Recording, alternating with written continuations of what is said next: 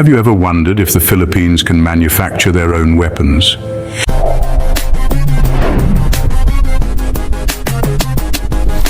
Is such an endeavor even possible for an archipelago known for its stunning beaches and biodiversity? This is a fascinating question that invites us to explore the intersection of geography, economics, and technology. We're not talking about warfare or conflict here, but rather the potential of a nation to create something complex, precise, and powerful. The Philippines, while known for its natural beauty, is also a country of great ingenuity and potential. It's a place where tradition meets innovation, where the old blends with the new. So it's intriguing to ask, does this nation have the capacity to produce its own weapons? This question takes us on a journey that traverses the fields of science, engineering, and industry. It challenges our perceptions and compels us to look at this island nation through a different lens. So, can an island nation like the Philippines produce its own weapons? Let's dive into this intriguing subject. Does the Philippines currently manufacture its own weapons? What are they and how effective are they? Let's delve into this interesting topic. Indeed, the Philippines does have a hand in the production of its own weaponry. This is largely thanks to the government arsenal, a division under the Department of National Defense, which is responsible for the production of basic weaponry for the armed forces of the Philippines. One of the most notable products of the government arsenal is the M16 rifle. This is a locally produced high-caliber firearm that has been a staple in the arsenal of the Philippine military for quite some time now. The M16 rifle is known for its durability and reliability, making it a key asset in the country's defense. In addition to the M16, the government arsenal also produces a variety of other small arms. These include handguns, submachine guns, and shotguns, all of which serve different roles in the country's defense strategy. Each of these weapons is made with precision and an eye for quality, ensuring that they can stand up to the rigors of military use. But the government arsenal's production capabilities don't stop at small arms. The division also manufactures a variety of ammunition types to supply the armed forces. This includes everything from pistol rounds to high-caliber rifle cartridges, ensuring that the Philippine military always has the ammunition it needs to defend the country. But how effective are these domestically produced weapons? While it's hard to quantify their performance in absolute terms, we can say that they have proven to be reliable and effective in the field.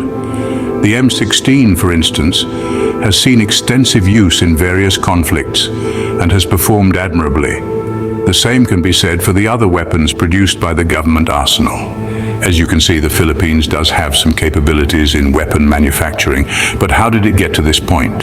How did the Philippines, known for its natural beauty and hospitality, start making weapons? What's the story behind this? The journey of weapon manufacturing in the Philippines is as intriguing as it is complex. It all began during the Second World War. The Philippines, then a Commonwealth of the United States, was a strategic location in the Pacific. With war looming, the need for a local weapons industry became apparent. The first steps towards this direction were taken in the early 40s. The government established the Government Arsenal, a military production facility in Bataan, its main task to create ammunition and small arms for the Philippine military. However, the onset of the war and the subsequent occupation by the Japanese forces halted these efforts. Fast forward to the post-war era, the Philippines regained its independence and with that the desire to strengthen its defense capabilities. The government arsenal's operations were revived, this time with a bigger mission, not just to produce weapons for local use, but also for potential export. By the 60s, the arsenal was producing a variety of weapons, from basic rifles to machine guns. This was a significant milestone for the country, marking its transition from a consumer to a producer in the global arms market. However, the road was not always smooth. The 70s and 80s saw political instability and economic issues which affected the production capabilities of the arsenal.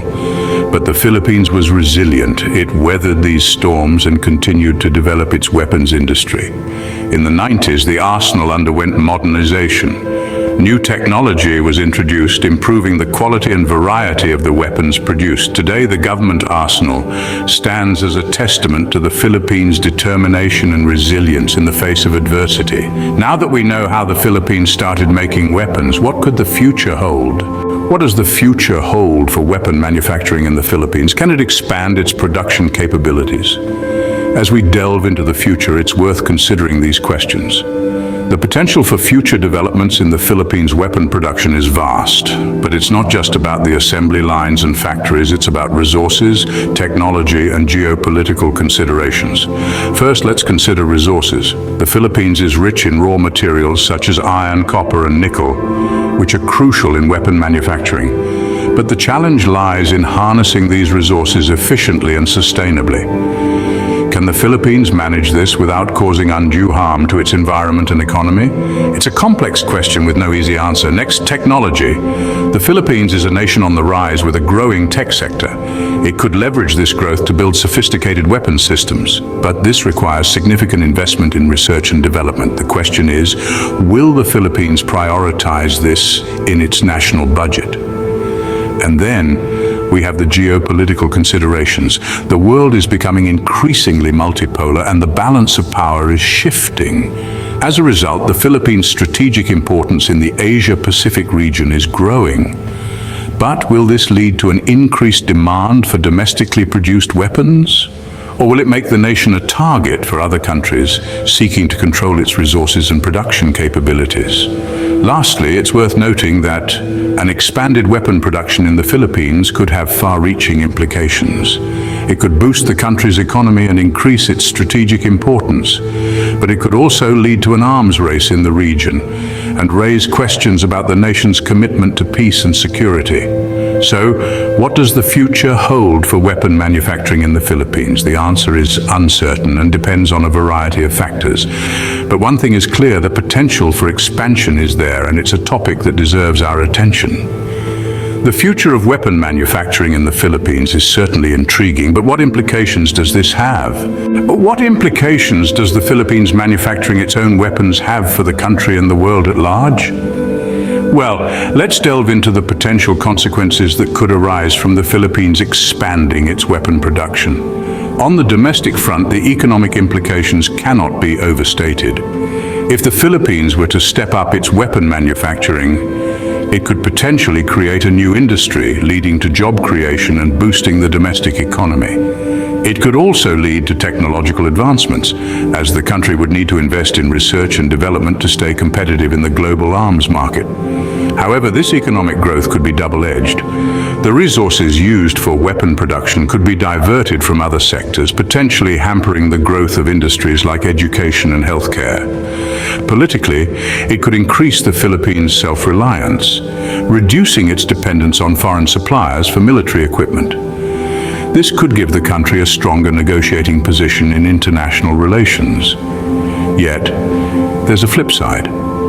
Increased weapon production could escalate regional tensions, particularly in the South China Sea, where territorial disputes are already rife. More weapons could potentially fuel an arms race with neighboring countries, raising the stakes and increasing the likelihood of conflict. On the security front, more locally produced weapons could strengthen the country's defense capabilities, allowing it to better protect its territorial integrity.